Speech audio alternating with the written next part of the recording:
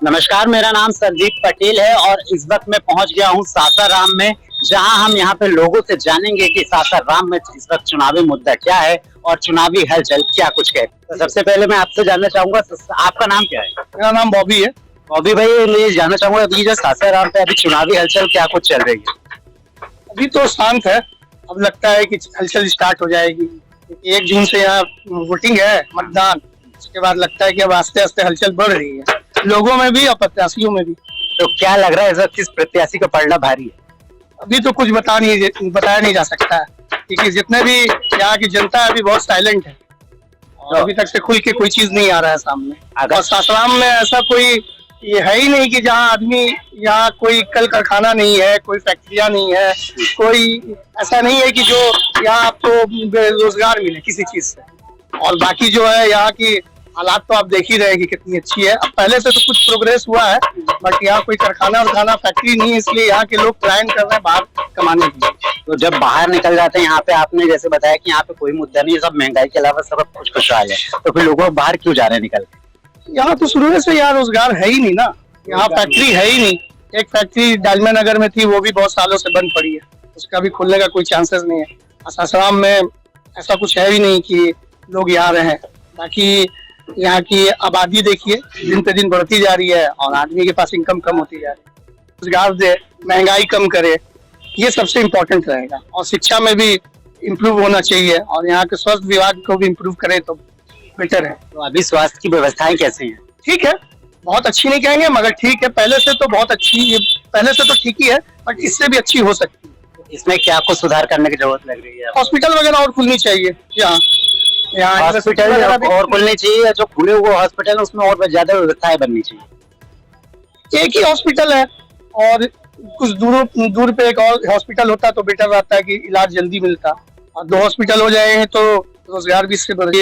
Education में भी बहुत आदमी पिछड़ा है। तो एजुकेशन मुद्दा, रोजगार, ये सब आपके मुद्दे रहने। यही मुद्दा सबसे जरूरी है। ये तो बेस है ना, आदमी का सबसे बेस्ट चीज है। ये आपके पास मिल जाएगा तो आप ऑटोमेटिक इम्प्रूव कर लेंगे, आप बढ़ जाएंगे आगे। मुद्दा बस यही है, मतलब भाजपा और कांग्रेस में ही है, दोनों एक जिसको जिसमें जो सपोर्ट करेंगे वही हो पाएगा। ज्यादा चांस तो भाजपा का ही लगता है।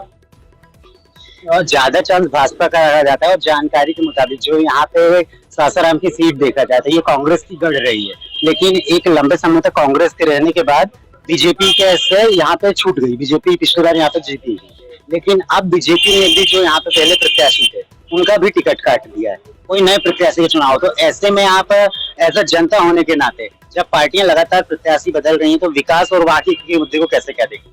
हम लोग भी सोच रहे इस बार पार्टी हम लोग भी चेंज किया जाए, क्योंकि विकास तो उतना हो नहीं पा रहा है। ज्यादा स्वास्थ्य शिक्षा पर सबका विशेष ध्यान होना चाहिए, उतना तो है नहीं अभी। साफ सफाई पर भी उतना नहीं जितना होना चाहिए, फिर भी ठीक ही है उस हिसाब से। और विकास देखे तो विकास में क्या कुछ और देखना चाहते हैं? नहीं है कि रोजगार सबसे बड़ा है, रोजगार नहीं है यहाँ पर सबसे बड़ा। हाँ, रोजगार कुछ नहीं, कोई कल कारखाना नहीं है यहाँ पर, सबसे बड़ा मुद्दा तो यही है। किसी को कोई आमदनी भी नहीं उस तरह का हो पा रहा जिससे और अगर यहाँ के मौजूदा मुख्यमंत्री को देखें तो वो लगातार पार्टियां बदलती रहते हैं, तो इस बारे में कुछ कहना चाहेंगे? हाँ, वो तो उनका तो वही सब कोई पलटू राम ही उनको बोल रहा है। अब उनको कोई भरोसा नहीं रह गया। कब किस तरह पलटी मार देंगे कौन जानता है उनको, इसलिए उनके ऊपर भी भरोसा नहीं रह गया। ऐसे में जब नेता लोग रहते हैं जो पल भर में अपना पार्टी बदल देते हैं बिना जनता को कोई जाने, और जनता की तरफ वो देखते भी नहीं, तो ऐसे नेताओं के लिए आपका कोई संदेश? संदेश यही है कि भाई थोड़ा एक जगह स्थिर रहा, एक पार्टी में, कोई पेटी पार्टी में रहा, कोई ढंग से काम कर रहे हैं। बार बार पार्टी बदलना भी तो उनका भी तो छवि खराब हो रहा है। इस हिसाब से एक ही पार्टी में, किसी पार्टी में एक ही पार्टी में रहे, बार बार पार्टी बदलना भी अच्छा बात है। हम लोग का भी भरोसा उठते जा रहा है उनके ऊपर, मुख्यमंत्री के ऊपर से। ये शुरुआती दौर में इससे कांग्रेस का गढ़ माना जाता था, जगजीवन राम जी से बात कर रहा है। फिर उसके बाद मेरा जी भी चुनाव लड़ी, वो भी जीती, लेकिन फिर उसके बाद बीजेपी की सीट आई यहाँ से, और फिर अब अगले ही पंचवर्षीय में बीजेपी ने अपना प्रत्याशी बदल दिया। तो ऐसे में अब यहाँ पे जनता क्या देखेगी? जनता पहले देखते थे, अगर यहाँ से मीरा कुमार जी लड़की तब आदमी चांस बनता था, कांग्रेस की तरफ वोट मूव करता। लेकिन मीरा कुमार जी के नहीं लड़ने से सारा वोट भाजपा की तरफ चला गया और आदमी मोदी की तरफ पलट गया। सीनियर सिटीजन ठाकुर हाँ बिल्कुल। मैं सीनियर सिटीजन लेके झोंकते हैं पैकेट में टिकट तो नहीं आ सकता।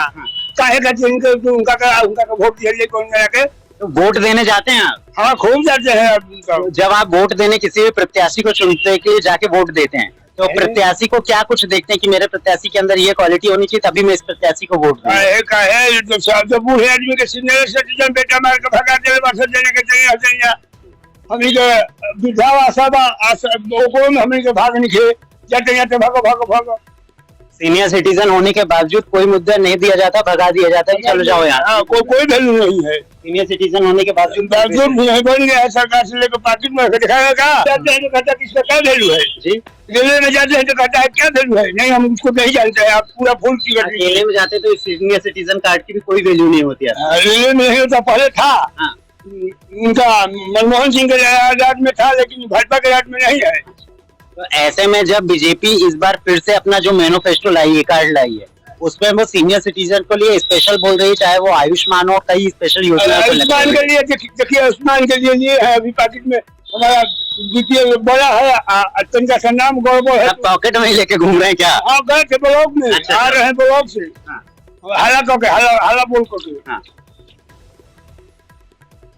हमारा पूरा नाम धारी सिंह है।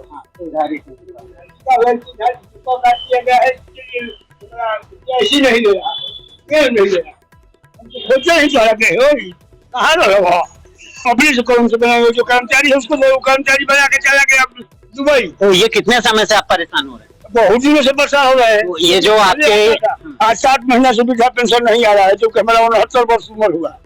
तो जो आपके यहाँ की मौजूदा स्थानीय सांसद थे पिछली बार, तो उनके पास कभी जाके ये मुद्दा लेके आप पहुंचे?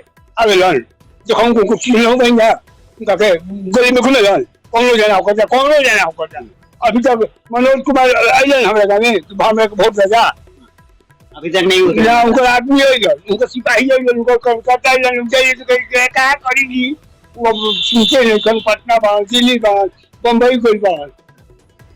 तो ऐसा नहीं लगता जिस वक्त आप अपने काम से नेताओं के घर जाते हैं तो वो आपको घुमाते हैं, तो जब आपको वोट मांगने आए तो आपको भी घुमाना चाहिए नेता? वही ना कमा कर रहे हैं हम लोग। मोदी जी तो कहे थे कि 15 लाख रुपए दे देंगे गरीब को, 3 महीने में हम काला धन ला देंगे। 3 महीने के अंदर में नोटबंदी लगा दिए, 18% GST लगा दिया, हम लोग गरीब आदमी कैसे बच्चा को पढ़ाएंगे? कलम कापी पेंसिल पर 18% लगा दिए, कैसे पढ़ाएंगे? उनके घर से पीछा करते हैं। 400 रुपया लगता था जब सिलेंडर का, उसको कर दिए 100 रुपया लेके खुलवा के खाता 1200 कर दिए, कहाँ से आएगा? ठीक है, लेकिन सासाराम जब से नगर निगम बना है तब से रोड बेकार हो गया है। यहाँ कोई देखने वाला नहीं है, कोई देख रेख करने वाला ना कोई देखने वाला है। जितना रोड खराब कोड़ा गया मरम्मत नहीं हो रहा है।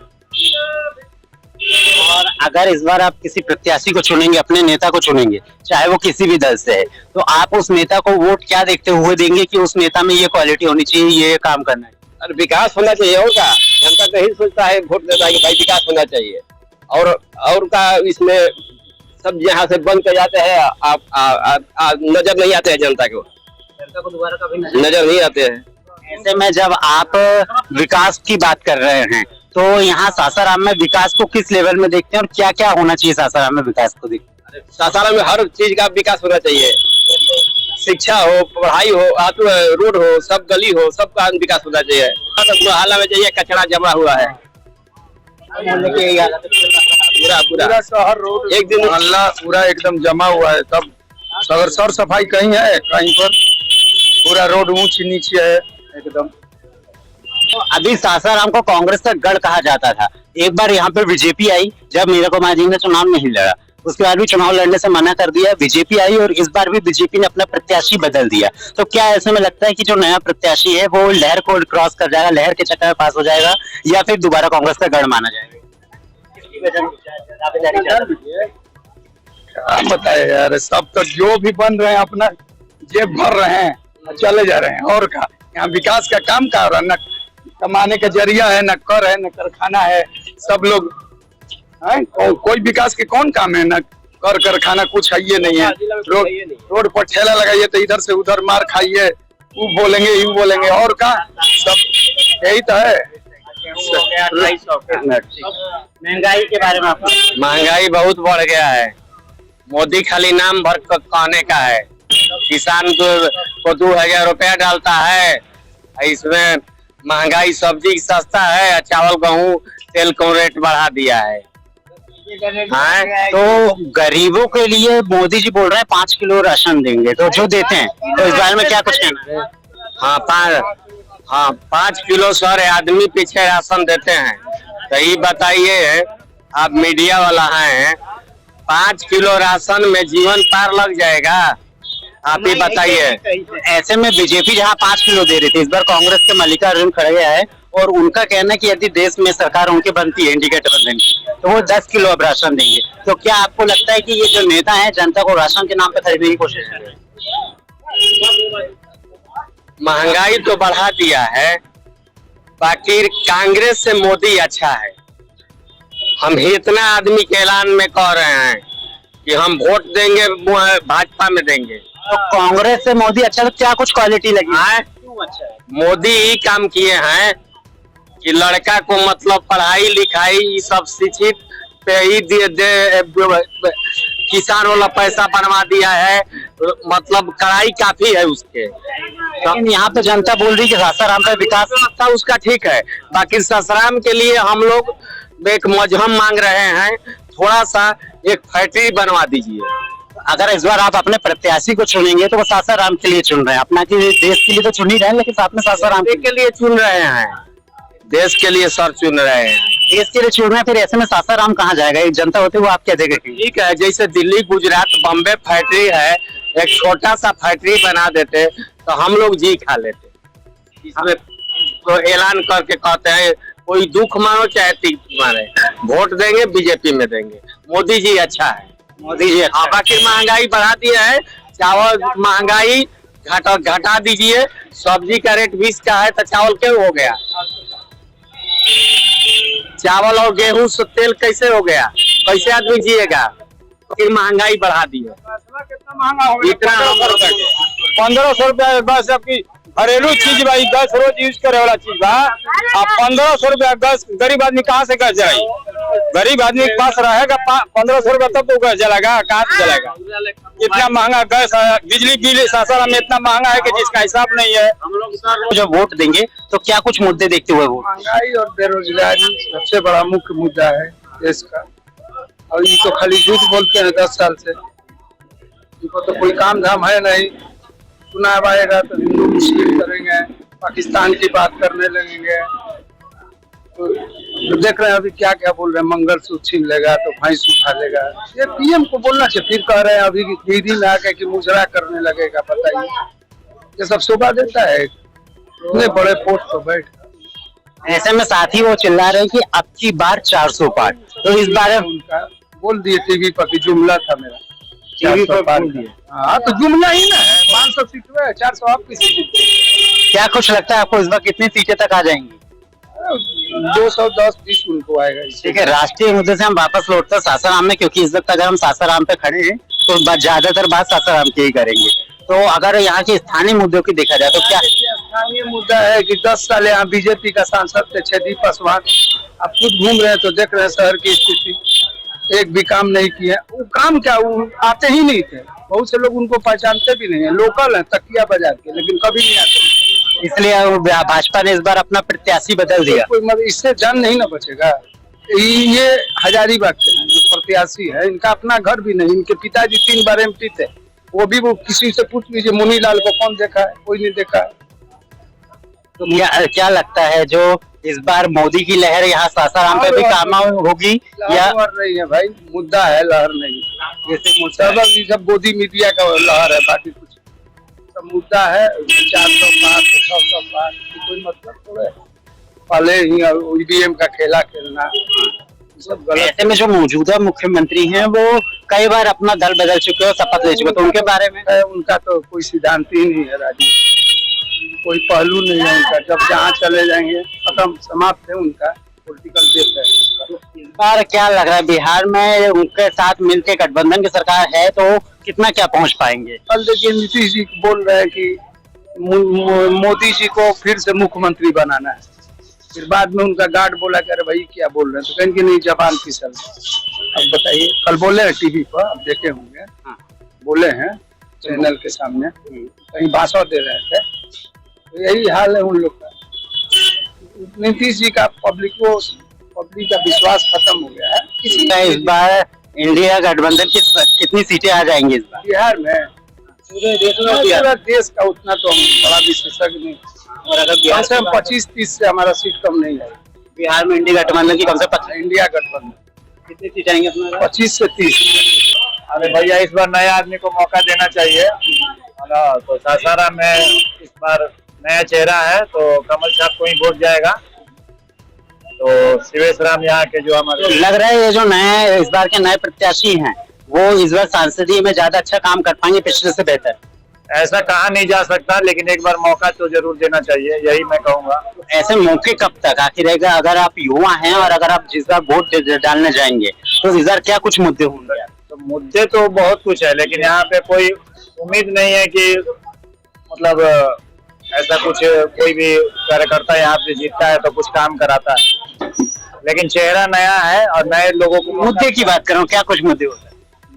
मुद्दे यही नल जल बिजली रोजगार, सबसे मुद्दा मेन पॉइंट है रोजगार की, जो कि आज के युवा रोजगार पे बहुत ही मतलब पढ़ लिख के भी लोगों को बाहर जाके पलायन करना पड़ रहा है। यहाँ पे पढ़ लिख के अधिकतर लोग जितने भी हैं सरसाराम से प्लान हाँ, सब बाहर जाते हैं काम के रोजगार काम के लिए। तो यही सांसद जी को यही कहना चाहूंगा, जो जीतेंगे वो ध्यान दे अपने क्षेत्र पे और रोजगार के अवसर यहाँ पैदा करे, जो कुछ फैक्ट्री उक्ट्री जो है यहाँ पे खोलवाए। लेकिन उनकी पार्टी द्वारा बता दिया जाता है कि पकौड़ा तलना भी एक रोजगार है, तो इस बारे में क्या कहेंगे? नहीं, ये तलना तो रोजगार है, तो रोजगार तो फिर तो वही बात हो गया कि फिर पढ़ो लिखो और बिजनेस के रुख करो, ठेला लगाओ, ये कोई बात नहीं हुई ना। तो इस मुद्दे पे मैं सहमत नहीं हूँ कि जो इतने महंगे महंगे पढ़ाई कर रहे हैं लोग, इतना अपना कोई खेत बेच के कोई अपने बेटे को पढ़ा रहा है और फिर जाके पकौड़ा ही बेचे, तो फिर क्या फायदा? फिर बिना पढ़े ही जाके पकौड़ा बेचे।